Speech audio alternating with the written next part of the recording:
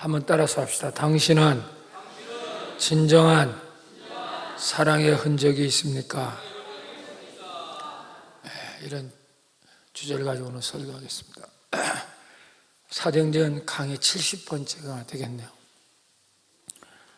이 아주 강경무령합니다. 70번을 우리가 통과했다는 게, 제 기도는 120번까지 아마 사도행전을 강의하면 아마 전부 다 통과가 되지 않을까 그렇게 기도하고 있습니다.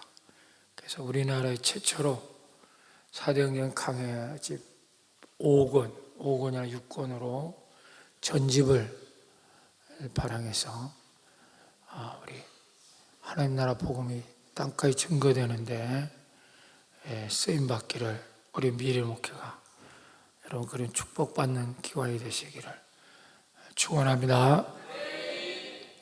5월은 가정의 달입니다. 5월 5일은 어린이날이고 5월 8일은 어버이날 지나갔죠.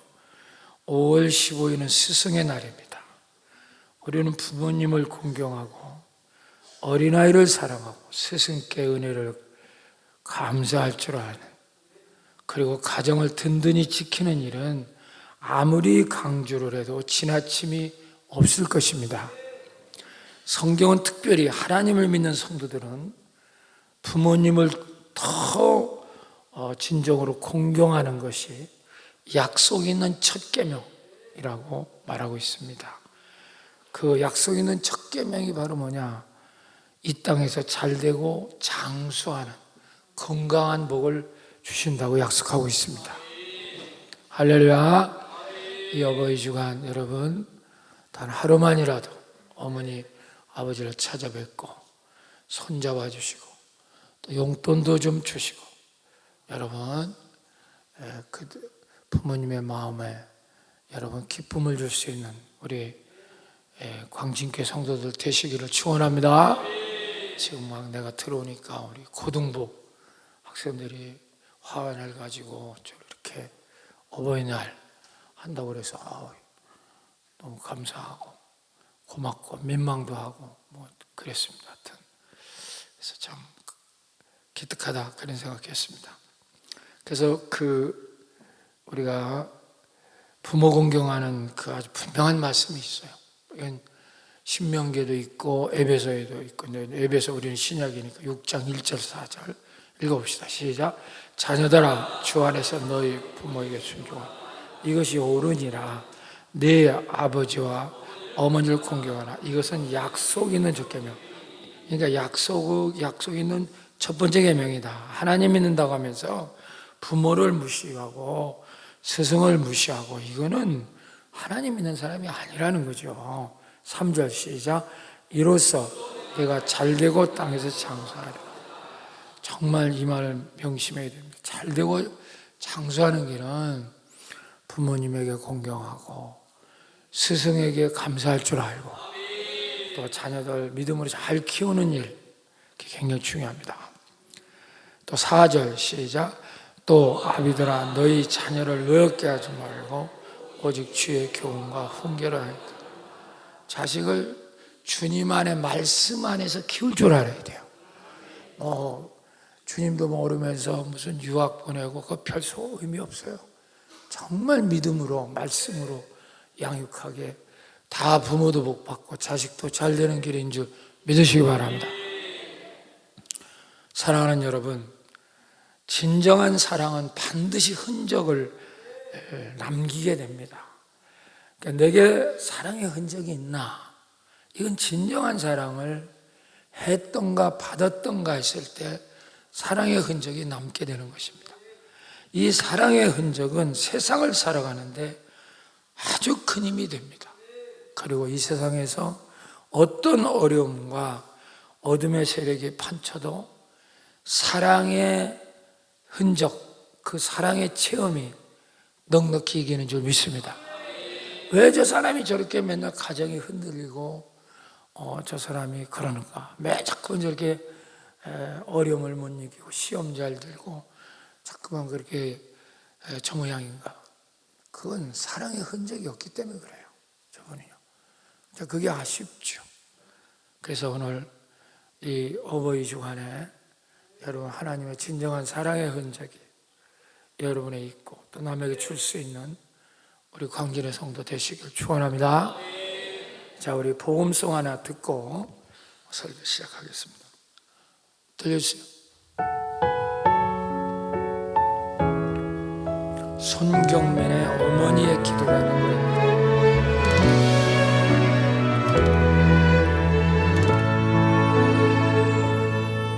어머니의 기도는 땅에 떨어지지 않네. 어머니의 기도는 자녀를 살게 하네. 어머니의 기도는 반드시 응답하리리. 어머니의 기도는 기적을 일으키네. 눈물로 뿌린 기도의 씨앗 기쁨의 열매로 거두리. 눈물로 심은 기도의 씨앗 하나님 기억하시리.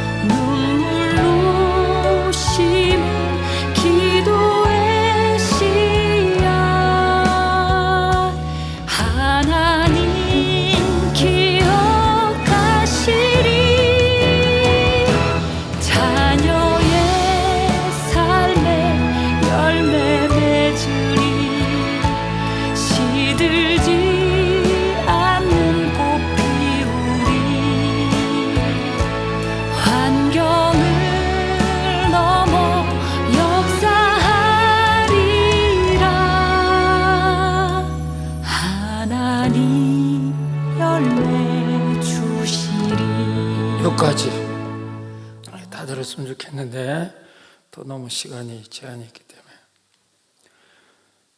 어떤 어머니가 시장에서 호떡 장사를 하면서 딸 아이 하나를 키웠습니다. 어느 날 갑자기 비가 많이 쏟아져서 그 어머니는 호떡을 굽다가 아이가 우산을 갖고 가지 않은 걸 알고 급하게 우산을 들고 학원으로 달려갔습니다. 시간이 좀 늦어서 수업이 이미 끝나고 부모들이 자기 아이를 하나씩 챙겨서 데리고 가고 있었습니다. 이 어머니는 시간도 늦고 너무 빨리 오다 보니 호떡 장사를 하던 앞치마를 두르고 기름 튀긴 채 꼬재지 않은 걸 앞에 걸고 얼굴은 가루에 반죽이 덕지덕지 묻은 상태로 왔습니다. 우산을 둘을 들고 길가에 서 있다가 그제서 그 어머니는 자기 얼굴과 복장이 흉하다는 것을 늦게 알게 됐습니다. 딸이 학원 바깥으로 나오길 바랬지만 딸은 나오지 않았습니다. 학원 건물은 2층에 있어서 창가에 어머니를 보았을 것 같기도 한데 끝끝내 딸은 나오지 않았습니다. 어머니는 그냥 시장 가게로 돌아왔지만 속으로 많이 서운했습니다. 딸이 자기 모습이 창피해서 안 나온 것 같아서 미안도 하고 섭섭도 하고 내내 하루 종일 마음이 좋지 않았습니다. 비가 그치고 딸은 집으로 왔습니다. 그날 엄마는 딸에게 왜 안 나왔느냐, 어떻게 집에 왔냐 묻지 않았습니다. 그 얼마 후에 시간이 지난 후에 학원에서 미술 경시대회가 있다고 하면서 부모님들 초청장이 왔습니다. 딸이 엄마도 꼭 오라고 해서 엄마는 그날은 세수도 하고 얼굴에 화장도 하고 옷을 단정히 입고 학원을 찾아갔습니다. 그런데 학원 원장님이 뜻밖의 그 엄마를 만나더니 환하게 웃으면서 축하한다고 했습니다. 엄마는 어리둥절했습니다. 무엇을 축하했느냐 하니까 원장님 말이 딸의 그림이 대상을 받았다고 하는 것입니다. 엄마는 너무 놀랐습니다. 그리고 원장님은 많은 학부모 있는 가운데 그 딸의 그림을 소개했습니다. 딸의 그림은 바로 그 비 오던 날 그날 길가에 얼굴에 가루가 덕지덕지 묻어있고 기름이 튀어있는 앞치마를 입고 우산 2개를 가지고 딸을 초조하게 기다리고 있는 엄마의 모습을 그린 것입니다. 그리고 그 그림 위에는 이 세상에서 가장 아름다운 우리 엄마라고 쓰여져 있는 것입니다. 엄마는 그 자리에 주저앉아 딸을 안고 울고 또 울었습니다.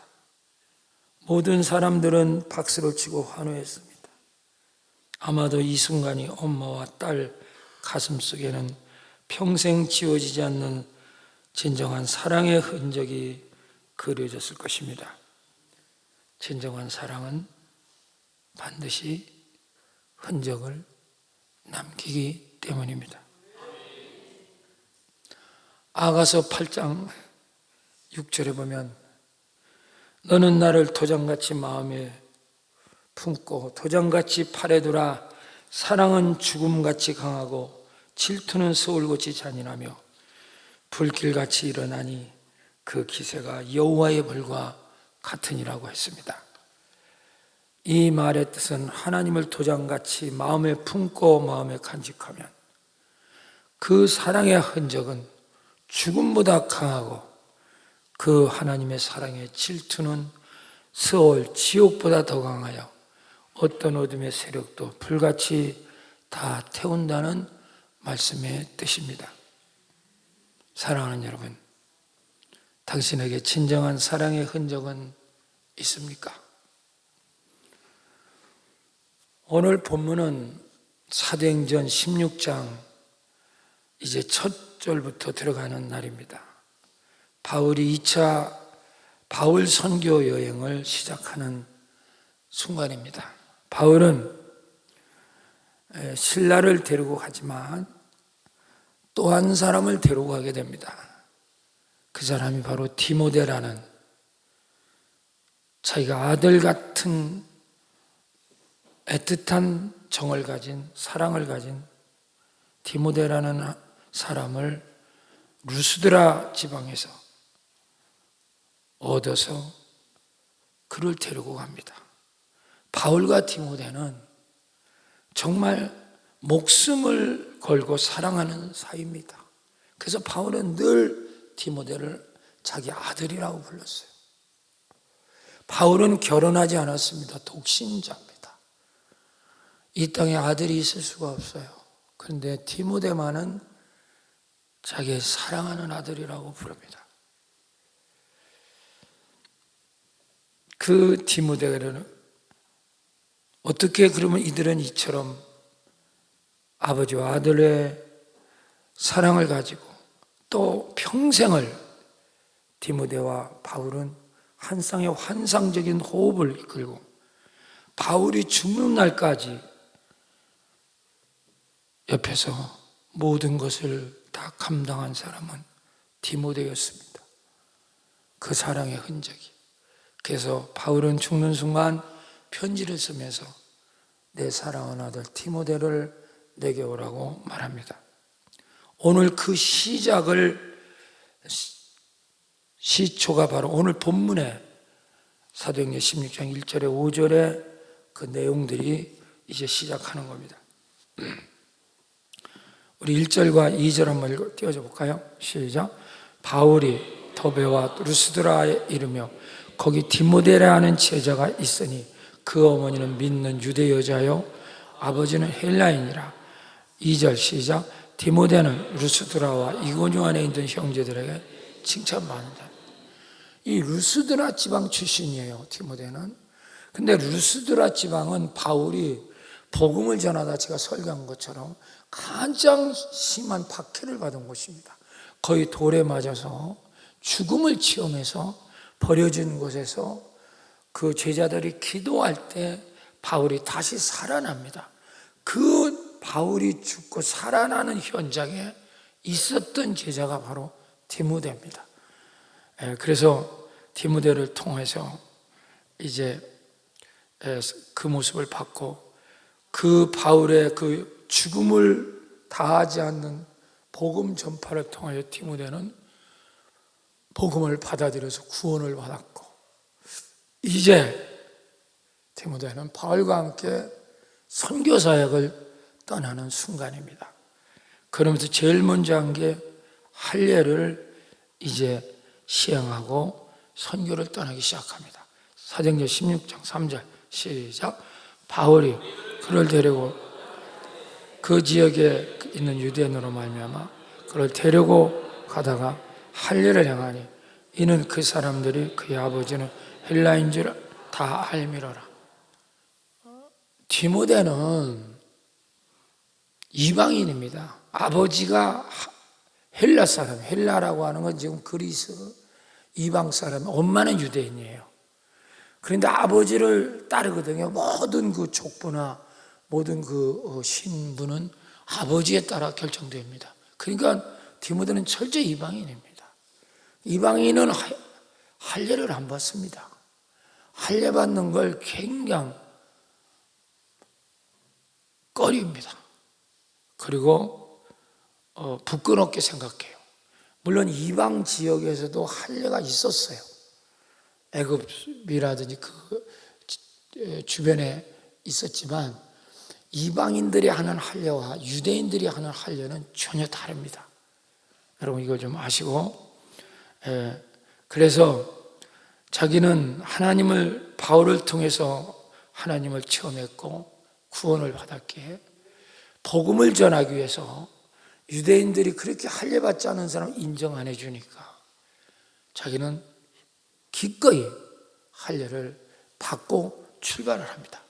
할례라고 하는 것은 이따 설명을 하겠지만은 대단히 중요한 영적 의미가 있어요. 할례를 모르면 신구약을 꿰뚫을 수 없습니다. 그러니까 할례가 뭔지 모르는 사람은 성경을 전혀 모르는 사람이에요. 그러니까 오늘 제가 그걸 설명을 할 테니까 잘 들으시고, 왜 할례가 그렇게 목숨 걸고 지켜야 되고 전해야 되는가 하는 것을 여러분이 깨달아야 됩니다. 첫 번째입니다. 디모데는 헬라 사람 이방인인데도 하나님의 사랑을 위하여 복음을 위하여 할례를 기꺼이 받은 사람이에요. 그 할례를 하나님의 사랑의 흔적으로 그는 받은 겁니다. 할례는 여러분 이 할례에 대해서 지금 설명을 할 텐데, 이방인들의 할례는 성인식과 비슷해요. 그러니까 13살, 14살에 할례를 합니다. 이방에서는. 그건 성인식. 우리로 말하면 이런 표현이 좀 그렇긴 하지만 포경수술 같은 그런 절차를 거치게 됩니다. 그래서 할례를 받으면 어른으로 이제 취급을 받게 되는. 그런데 유대인의 할례는 전혀 다릅니다. 유대인 할례는 낳은 지 8일 만에 하는 거예요. 피덩어리다. 생식기, 남자아이의, 여자는 남자아이의 생식기의 표피를 잘라냅니다. 그러니까 이건 엄청난 고통이에요. 그래서 한 달, 무려 잘못하면 한 달 이상, 더 나가면 더 이상 꼼짝을 못합니다. 할례는 굉장히 유대. 그러나 그 할례는 무슨 의미를 갖고 있길래 그렇게 유대인들을 하느냐? 할례는 영어로 circumcision이라고 하는 말이에요. circumcision 이란 말입니다. 원래 이 말은 제거한다, 자른다 그런 뜻이에요. 영어 뜻은.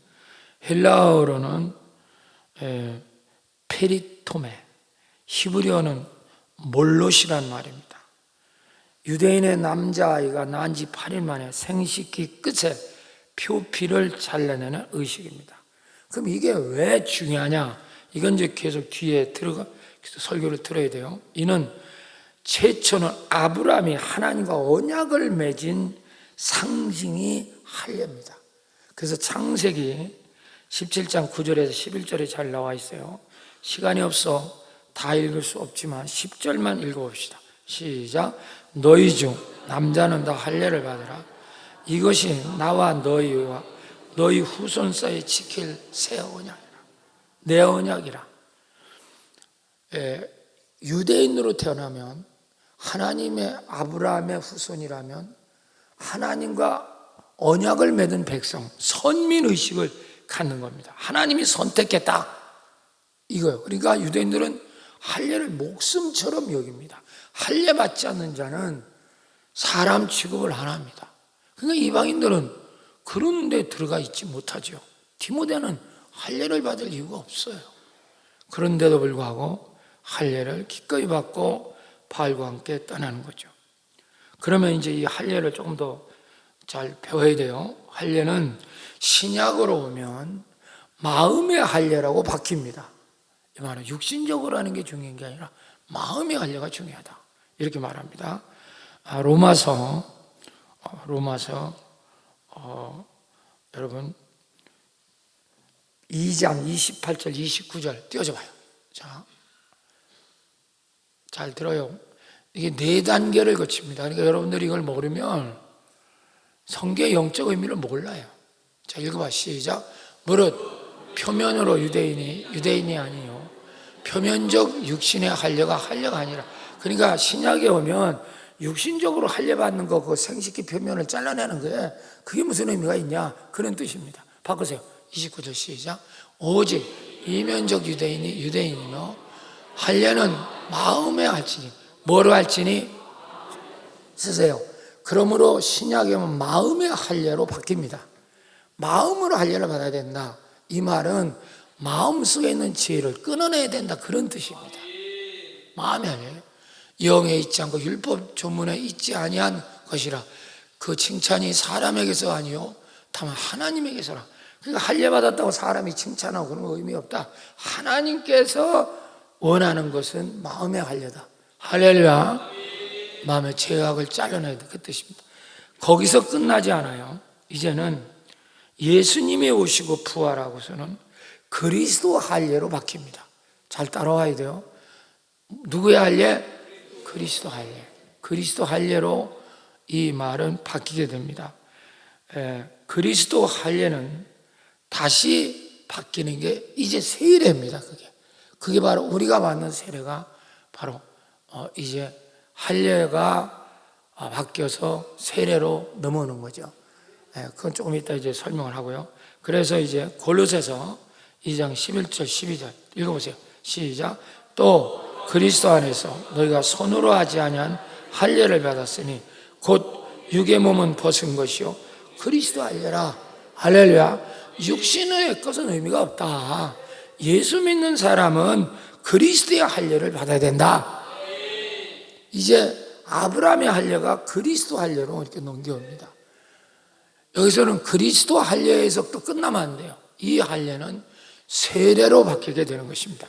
자, 12절 띄워봐. 시작. 너희가 세례로 그리스도와 함께 장사되고 또 죽은 자들 가운데서 그걸 일으키신 하나님의 역사를 믿음으로 말미암아 그래서 함께 일으키심을 받았느니라. 할렐루야. 그러므로 우리가 받는 세례, 그리스도 할례는 무엇인가? 예수와 함께 십자가에 죽고 예수와 함께 내가 살아났을 때, 할렐루야, 육신의 나는 죽고 여러분 주님과 함께 거듭난 생명을 가진 것이 바로 그리스도 할례 세례입니다. 할렐루야. 이걸 받을 때 하나님의 사랑의 흔적이 있어요. 이게 무슨 뜻인지 모르는 사람은 교회를 수십 년 다녀도 하나님의 사랑의 흔적이 없어요. 세례도 받고 별짓 다 하고 집사권사 장도 되고 목사가 됐어도 그 뜻이 뭔지 모르니까. 그게 뭐가 되냐면 사랑의 흔적이 없죠. 머리로만 믿으려고 하니까 그게 능력이 없는 거예요. 하나도. 그러면 이제 할례라는 걸 이제 영적으로 해석합니다. 할례는 쉽게 말하면 남자의 생식기를 자른다는 영적인 의미가 있는. 그래서 생식기를 자름으로 육적의 생명의 근원을 끊어내고 하나님 생명으로 다시 태어났다는 뜻입니다. 그런데도 계속 저 사람은 내 생각, 내 감정, 내 느낌 이라고 있기 때문에 그리스도 할례가 뭔지 몰라요. 나는 죽고 예수가 내 속에 사시네. 그래서 하나님의 복음, 내가 그 하나님 나라 복음을 그렇게 강조하는 거예요. 그걸 체험하지 못하면 사랑의 흔적은 없습니다. 하나님의 사랑의 흔적이 없는데 어떻게 당신이 사람에게 사랑을 베풀 수 있겠어요? 그건 웃기는 얘기잖아요. 그게 문제입니다. 디모데는 그럼 어떻게 이 사랑의 흔적, 할례를 받지 않아도 되는데 기꺼이 받을 수 있어요? 바울을 통해서 깨달은 거예요. 바울이 예수님처럼 죽고 그 복음을 전하다 부활한 줄로 살아난 줄로 믿습니다. 그 자리에 디모데가 있었어요. 그걸 보면서 그는 하나님의 십자가 구속의 사랑을 깨달았고 그는 새 생명을 얻은 줄 믿습니다. 그렇기 때문에 육적인 생명은 끊어지고 이제는 하나님의 생명으로 살아가는 자가 된 거예요. 그래서 바울은 결혼을 하지 않은 거예요. 육적인 생명의 근원을 끊어버리고 오직 하나님 생명으로 살으니까. 디모데도 할례를 통해서 육적인 생명을 끊어버리고 하나님 생명으로 태어났기 때문에 바울은 디모데 보고 이제 아들이라고 부를 수 있었던 거예요. 너는 내 아들이다. 할렐루야. 디모데는 이걸 너무 잘 알았어요.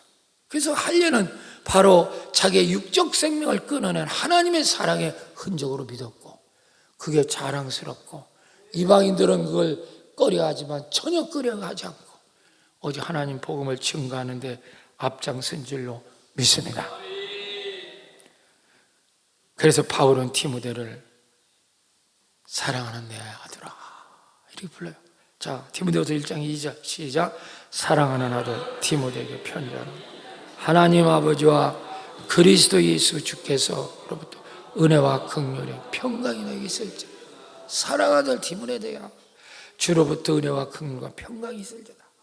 육신의 생명이 끊어지고 하나님 생명을 받을 때 주님으로부터 은혜와 긍휼과 평강이 임하는 거예요. 그게 바로 하나님의 사랑의 흔적의 표시입니다. 그런데 아직도 교회 다니면서도 육적인 생각, 자기 육신적인 내 생각, 거짓자로 그걸 키우려고 예수를 이용해 먹고 그러니까 그는 아직 하나님의 사랑의 흔적이 없어요. 그러므로 남한테도 사랑의 흔적을 줄 수가 없죠. 이게 문제입니다. 그렇습니다. 디모데는 비록 이방인으로 태어났지만 하나님 생명으로 태어난 하나님의 사랑의 흔적을 할례로 표시한 것입니다. 그리고 평생을 하나님 사랑, 복음을 전하며 바울을 아버지로 모시면서 살아간 것을 우리는 깨닫게 되는 줄로 믿습니다. 그러면 디모데는 그 사랑의 흔적을 누굴 통해서 받았을까요? 그것은 사도 바울의 목숨 걸고 전하는 복음의 능력으로 사랑의 흔적이 디모데에게 전달된 줄로 믿습니다. 바로 이게 복음의 전파의 원리예요. 왜 전도를 하나도 못할까? 저 사람은 왜 자기 자식 하나, 남편 하나 전도를 못할까? 왜 아내 하나 전도를 못할까? 장로가 됐는데도 한 명도 전도를 못할까? 1년 내내 사랑의 흔적이 없는 거예요. 종교적으로, 교리적으로 예수 믿는 거죠. 그게 안타까운 거예요. 진정한 사랑은 흔적이 남게 마련입니다. 디모데는 이 사랑의 흔적을 가졌기에 평생을 복음을 전가하며 전혀 피 한 방울 섞이지 않는 바울을 아버지처럼 섬기며 사랑한 줄로 믿습니다.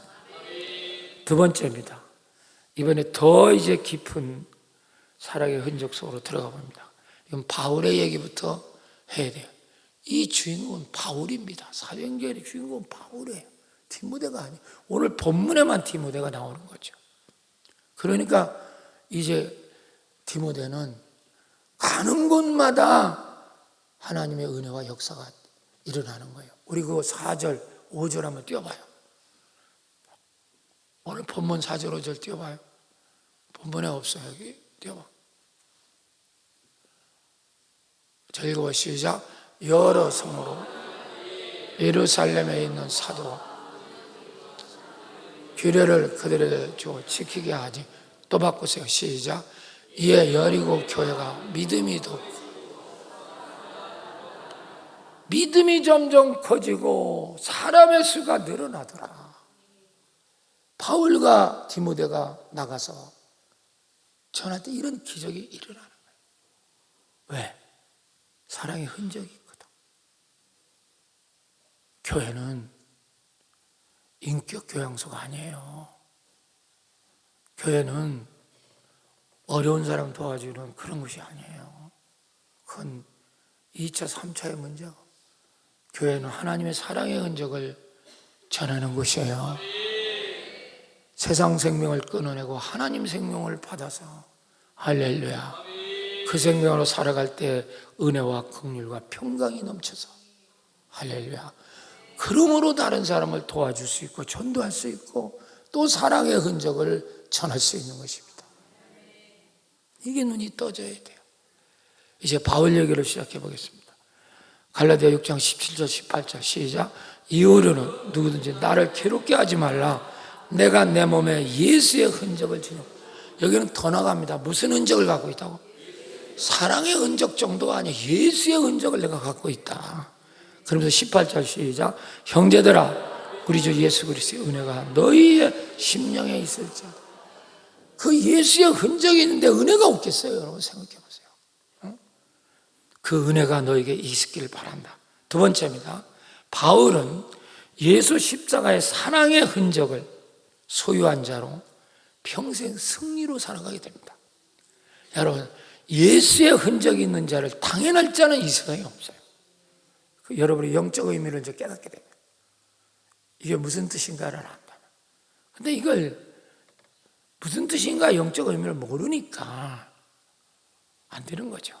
관념으로, 지식으로, 신학으로 맨날 이런 글자 뜻으로만 알고 있으니까 아무 능력이 없어요. 바람에 흔들리는 갈대 같은 겁니다. 자, 그럼 여기서 흔적이라는 말 쓰세요. 헬라어로 스티그마타라는, 스티그마타.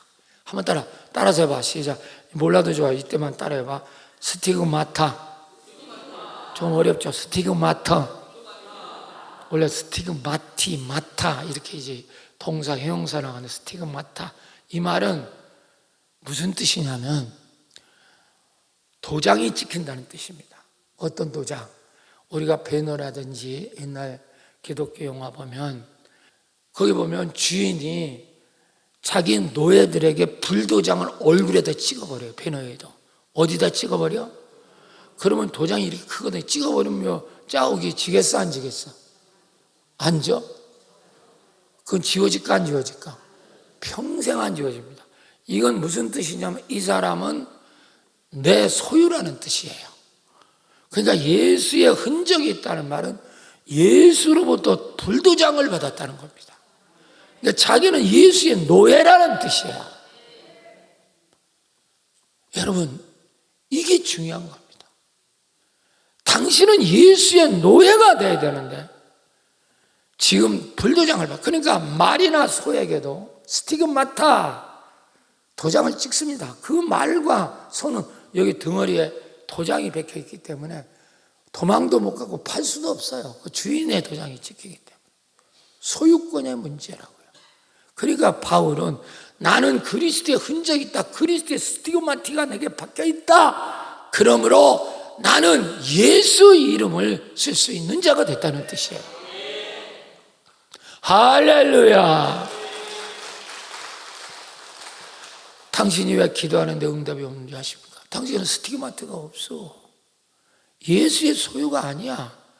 예수를 당신이 이용해 먹지. 지 육신 때문에. 그러니까 능력이 없는 거지. 바울은 바로 그 얘기를 하는 겁니다. 나는 예수의 불도장이 찍힌 경험이 있다. 그러니까 바울은 예수 이름을 소유한 자예요. 그렇기 때문에 그가 예수 이름으로 귀신을 내주고, 할렐루야. 손을 옷기만 한 자도 병이 나고 귀신이 쫓겨나고, 베드로도 오직 예수 이름으로. 근데 우리는 지금까지 교회를 다니면서도 예수의 노예라는 생각을 해본 적이 없어. 예수를 지노예로 알아. 항상 네가 필요할 때 주님 찾고 주님 이용해 먹으려고 하고, 이러니까 저 사람 속에는 능력이라는 건 없어요. 그럼 아무 기적도 안 일어나죠. 이게 문제입니다. 그래서 베드로 같은 사람, 이제 그 불도장이 바뀌어. 사도행전 3장 6절 시작. 베드로가 이르되 은과 금은 내게 없거늘 내게 있는 이것을 내게 있는 이거, 은과 금은 없다. 내게 있는 이거 주노니 나세란 예수 그리스도 뭐로? 이름으로 걸어가라. 기적이 일어나죠. 여러분, 기도하고 누구 이름으로 기도한다고 그래요? 그럼 왜 응답이 아니라 그 이름을 쓸 수 있는 자격이 당신에게 없는 거야. 지금 예수의 노예가 아니에요. 당신은 아직 예수를 부려먹고 있죠. 필요할 때만. 그러니까 당신의 기도가 공수표가 되는 거예요. 대박 보면 알아요. 저는요, 저 사람 예수의 노예인가, 예수를 부려먹는 사람인가. 예수의 흔적이 없죠. 예수 이름이 없는 거예요. 그러니까 아무것도 못해요. 아무것도 못해요. 이게 중요한 겁니다. 바울은 평생 자기 몸에 예수의 불도장이 찍힌 걸 너무 감사하고, 바울은 신분적으로는 굉장히 금수저 같은 사람이죠. 이제 로마 시민권도 있고 돈도 많고 머리가 좋아서 박사학위 가말리 문화도 나오고 베냐민 집하고. 그런데 육신적으로는 약점이 너무 많은 사람이에요, 바울은. 왜냐하면 바울이 다메섹 도에서 예수를 만날 때 장님이 됐죠. 눈이 멀었잖아. 그래서 다시 눈이 떠졌어, 안 떠졌어? 떠지기는 했는데 완전히 그 눈이 회복된 것 같지는 않아요. 그러니까 학자들에 의하면 바울은 늘 안질병을 갖고 살았다는 거죠. 눈이 시력이 나빠서 잘 못 보고. 또 그때 그 너무 주님의 부활의 밝은 빛 속에 이제 학자들이 추정하는 겁니다. 피부병이 걸렸다고 얘기합니다. 그럼 문둥병이 걸렸다. 또 심지어는 간질병이 걸렸다고 추정하는 사람도 있습니다. 그래서 바울은 정말 육적인 것은 대단하지만 굉장히 몸적으로는 뭐냐면 약점이 너무 많아. 그 사탄의 가시가 늘 몸속에 갖고 사는 거예요. 그걸 하나님께 띄워달라고 기도를 그렇게 했는데 3번이나 그렇게 간절히 했는데 하나님이 허락하지 않으셨어요. 이거 뭔지 아세요? 예수 이름을 소유한 자는 내 육신의 약점이 오히려 하나님에게는 강점이 되는 줄 믿습니다. 당신이 왜 능력이 없는지 아십니까? 당신은 육신 것을 너무 자랑하니까. 장로가 무슨 큰 출세한 것처럼 그렇게 생각하고 살으니까. 이번엔 절대 그런 분은 안 뽑아요. 응? 그러니까 안 되는 거예요. 약할 때 곧 강함이라는 게 무슨 뜻인지를 이해를 못해요. 그러므로 바울은 그런 자기의 육신의 약점, 사탄의 가시라고 표현합니다. 그걸 하나님이 띄워주지 않아요. 왜 안 띄워주니까 네가 그게 있을 때 네가 강하다는 거예요. 왜? 주님이 너한테 머물러 있을 수 있다. 인간은 조금만 육적으로 하면요, 교만해가지고요, 쓸 데가 없어요, 사람이. 얼마나 교만한지 몰라요. 그러니까 하나님의 예수의 불도장이 없죠. 예수의 노예가 아니죠. 자기가 예수를 부려먹으려고 하죠. 그게 오늘 한국교회 비극이에요. 예수 도장 받은 사람이 찾아보기 힘들어. 노예로 딱 고개 숙이지 말라니까. 할렐루야. 이제 고린도서 7장 10절 한번 읽어봅시다. 시작. 여러 계시를 받은 것이 지극히 크므로 너무 자만하지 않게 하시려고 내 육체에 가시 곧 사탄의 사자를 주셨어요. 바울은 그렇게 영적으로 대단하지만 몸뚱아리는 늘 그냥 병이나 사탄의 가시를 달고 살았어요. 하나님이 그렇게 하셨어요. 이는 나를 쳐서 너무 뭐하지 않게 하시라고. 거짓자가 빠지지 않게 하고 있어요. 내가, 내 생각, 내 느낌 이거 못하게. 그런데 계속 그걸 강조하니까 하나님의 능력은 저 사람 속에 있을 수가 없죠. 이게 복음이에요. 이게 십자가 복음, 하나님 나라 복음이에요. 이걸 눈을 못 뜨는 거예요. 기도를 왜 하라는 줄 아세요? 기도할 때 내가 죽는 체험을 하는 거야. 진짜. 그래야만 주님이 내 속에서 나타나게 되는 거예요. 그 절대 한 시간, 무조건 한 시간 이거 안 해요. 여러분 눈여겨보세요. 이 기도하는 사람은 정말 불같은 능력이 나타나게 돼 있어요. 자기를 죽게 돼요. 안 해요. 철야 서울로 가면 안 나오고 시험도 안 나오고 새벽 집회도 안 나오고 무슨 배짱인지 나는 이해를 못해요. 그리고 맨날 몸 아프대면 몸 아파도 못 견뎌요. 맨날 집안에 구설수 그냥 지저분. 그걸 왜 그런 줄 아세요? 사단이 그 집을 완전히 사로잡은 거예요. 개인이란 거. 자, 읽어보시고 8절 시작. 이것이 크게 읽으시다. 이것이 내게서 떠나가기 위하여 내가 3번 주께 간구하였더니 3번이나 매달렸단 말이에요. 9절 시작. 나에게 이르시기를 내 은혜가 내가 족하다. 이는 내 능력이 뭐한 데서 온전해짐이라. 네가 육신적으로 약하다고 할 때 내 능력이 너한테 온전하게 나타난다 이 말이야. 할렐루야. 이걸 알아야 돼.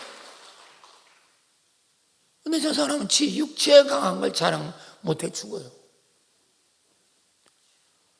그러니까 주님의 능력은 온전하지 못하죠. 안 나타나죠. 주님의 불도장이 없잖아요. 당신은 주님을 부려먹는 사람이지 어디 주님의 종입니까? 이걸 노예가 된다는 말이 너무너무 우리는 황홀한 거예요. 내가 주님의 노예. 이래야만 능력이 나타나죠. 이런 자에게 예수 이름을 쓸 수 있는 거죠. 이게 기독교예요. 이게 알겠냐고.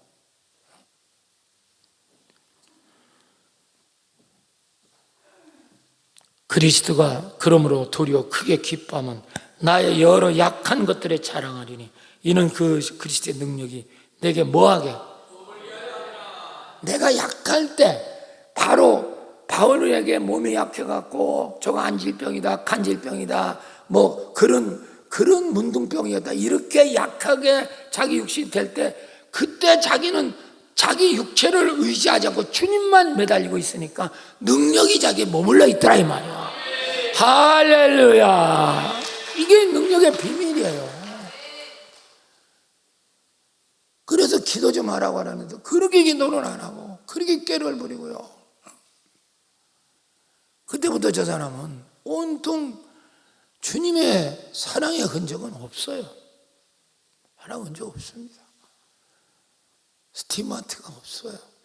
그러니까 마귀가 아주 사로잡는 거죠. 10절 읽어봐. 시작. 그러므로 내가 그리스도를 위하여 약한 것들과 능력과 궁핍과 박해와 권고를 기뻐하노. 이는 내가 약한 그때 뭐라고요? 누가 약한 거 공고를 자랑할 사람이 어디 있어? 그러나 이 그리스도의 흔적 스티마티를 받은 사람은 내 약한 게 오히려 자랑거리가 되는 줄 믿습니다. 그것 때문에 주님이 내게 머물러 있어요. 왜? 주님을 더 의지하기 때문에, 매달리기 때문에. 그게 기도 신앙이에요. 왜 내게 능력이 없을까? 왜 나는 1년에 하면 전도 한 명 못할까? 간단해요. 당신은 아직 주님의 노예가 아니잖아. 당신이 주님을 타고 다니지. 그러니까 안 되는 거예요. 아무 능력이 없잖아요. 영적 능력도 없고, 재물의 능력도 없고, 건강의 능력도 없고, 사랑의 능력은 두말할 것도 없고, 주님만이 우리 속에 능력을 주시고 사랑의 흔적을 주신 줄 믿습니다. 그 사랑의 흔적을 받아야 인간을 우리는 사랑할 수도 있고 용서할 수도 있고. 할렐루야. 깨닫는 자가 되시기를 축원합니다. 그렇습니다. 주님의 사랑의 흔적이 있는 사람, 혹시 세상에서는 약해질지라도 그것 때문에 낙심하는 게 아니라 그 약함이 자랑할 수 있는 것이 되고, 약함 때문에 주님을 더 의지하게 되므로 주님의 능력이 머물러 있는 줄로 믿습니다. 당신은 진정한 사랑의 흔적이 있습니까? 진정한 사랑은 언제든지 하나님의 사랑으로 우리를 인도하게 되어 있습니다. 주님의 흔적을 받은 사람만이 인간을 진정으로 사랑할 수 있어요. 인간을 진정으로 사랑한 사람은 하나님께 끌리게 되어 있습니다. 사랑의 뿌리는 하나님이시기 때문에 그래요. 이제 제 간증을 좀 시작해야 될 것 같습니다. 저는 우리 어머니의 사랑의 흔적을 지금까지 소유하고, 그 사랑의 흔적 때문에 저는 성경에 눈이 열렸습니다. 설교는 설교자의 간증이기 때문에 제 얘기를 좀 해보려고 합니다. 시편 121편 1절 2절 띄워주세요. 제가 평생 이 말씀 붙잡고 오늘까지 목회를 하고 있습니다. 읽으세요. 시작. 산을 향하여 눈을 들리라. 나의 도움이 어디서 올고. 바꾸세요. 시작. 나의 도움은 천지를 여신. 산을 들어, 눈을 들어 산을 보라. 이 세상에는 도움이 없다는 거예요. 이 세상 눈을 들어 산을 보라는 거, 진짜 우리를 도울 수 있는 분은 여호와 하나님 한 분이시라. 난 이걸 우리 어머님한테 배웠어요. 어머님은 그 당시에는 하나님을 몰라요. 나도 모르고 어머니도 모르고. 그 간증을 시작하려고 그래요. 저도 이 나이인데 어버이날이 돌아오면, 이 어버이날은 저는 좀 익숙하지 않아요. 어머니날이라고 그랬잖아요. 그래서 그죠? 그래요 안 그래요? 이 사람들은 감각도 없이 살아. 어버이가 뭔지요? 어머니날이라고 했잖아요. 그러니까 어머니날은 굉장히 정말 색다르게 느껴집니다. 요새는 뭐 아버지까지 포함해서 아버지가 하도 서운하다 하니까 어버이날이라고 그렇게 부릅니다. 저는 어머니의 사랑의 흔적이 이 나이인데도 지금도 생각이 불끈불끈 흘러나면 눈물 바가지가 됩니다. 저는 원래 시골 출신이고 아버지가 일찍 돌아가셨어요. 그래서 어머니 생각밖에는 잘 안 납니다. 아버지는 한학자였고 한의사였어요. 그래가지고 굉장히 엄하게 우리들을 다뤘고 가르쳤고 일찍 돌아가셨어요. 그러니까 어머니가 우리 형제들이 고만고만해요. 전부 4명인데 그런 4명을 데리고 우리 어머니가 우리를 키운 겁니다. 40대 초반부터. 그러니까 여러분 여기 40대 초반이면 시집도 안 갈 수도 있잖아. 40대 초반에 4명의 자녀가 있었어요. 그 당시 일찍 시집 그 초반부터 우리를 키운 거죠.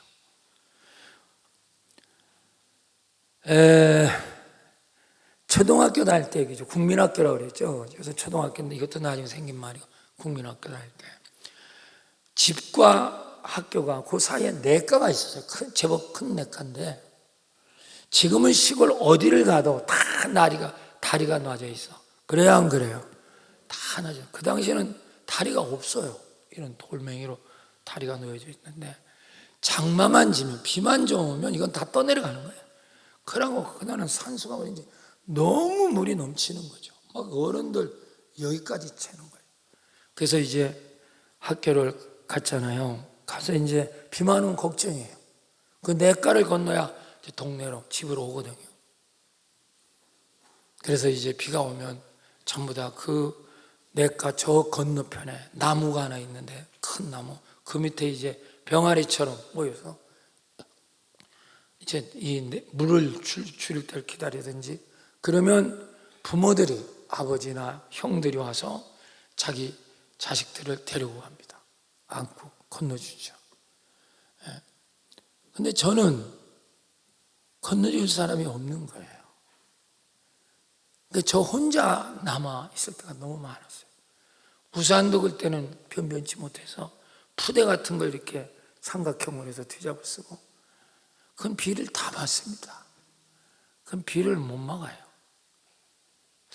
그때 좀 아쉬웠던 거는, 우리 옆집 아저씨가 좀 자기 자식만 데려가지만 나도 좀 하나 끌고 옮겨주면 얼마나 좋을까.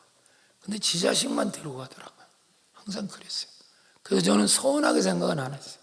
왜냐하면 우리 엄마가 반드시 오셔요.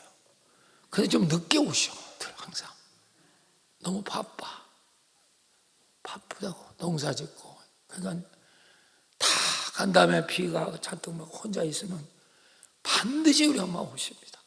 저쪽에서 손오면, 경설아, 조금만 기다려, 내가 엄마가 간다. 그리고 엄마가 오십니다. 엄마 막 여기까지 채요.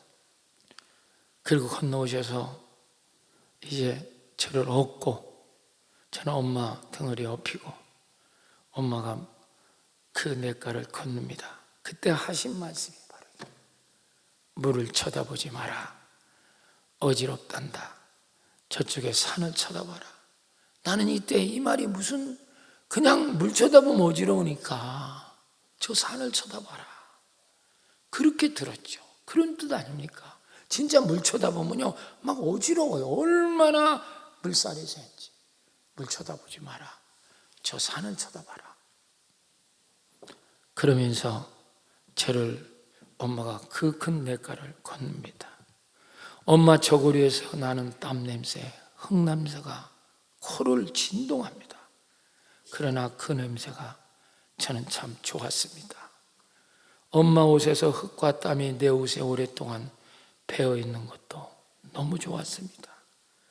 그 냄새는 참 향긋했고, 지금 이 나이도 그 냄새가 그립습니다. 그 냄새와 흙 냄새는 사랑의 흔적이 되어 지금 제 나이에도 생각하면 눈물이 납니다. 그리고 어머니 하신 말씀이 지금도 생생하게 들립니다. 물을 쳐다보지 마라. 어지럽단다. 멀리 산을 쳐다보라.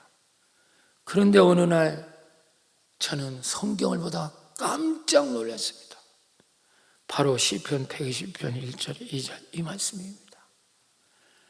내가 산을 향하여 눈을 들리라. 나의 도움이 어디서 올까? 나의 도움은 천지를 지으신 여호와께서다. 물을 쳐다보지 마라. 사람 보지 마라. 세상 기대지 마라. 산을 위해 바라봐라. 하나님만 의지하라. 저는 이 말씀을 듣고 얼마나 울었나 몰라. 어머니 등에서 하신 말씀이 성경에 나와 있구나. 그렇습니다.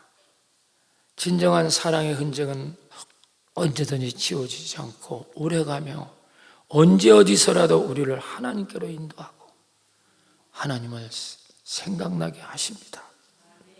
왜냐하면 이 세상 모든 진정한 사랑의 근원은 하나님이시기 때문입니다. 요한에서 4장 7절 8절 읽어봅시다. 시작. 사랑하는 자들아 우리가 서로 사랑하자.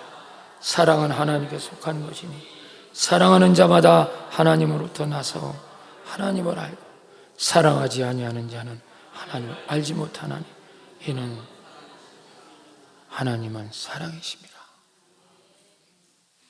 사랑하는 여러분, 당신도 진정한 사랑의 흔적이 있습니까?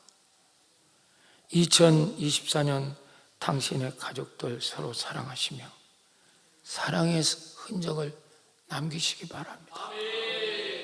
그 사랑의 흔적은 결국 하나님을 체험하게 할 것입니다. 이것은 다 성령의 역사이기 때문입니다.